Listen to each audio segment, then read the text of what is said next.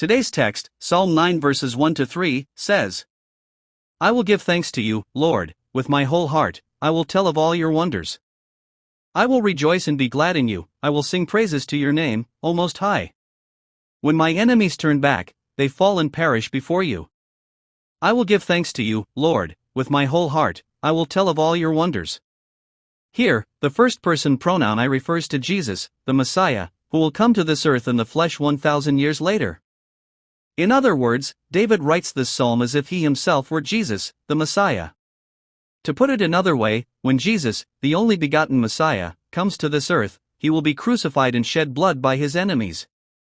However, this is not a failure or defeat, but a victory for Jesus, the Messiah.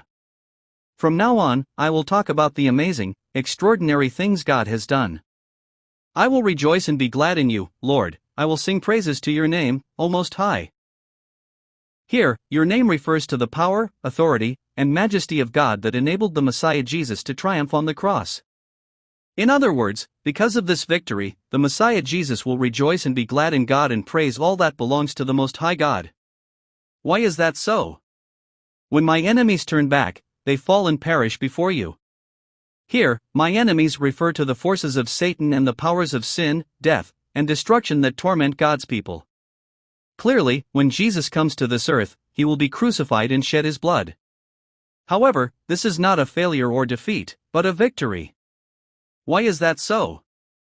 Because of this, the forces of Satan will lose their power, and sin, death, and destruction will all be driven away.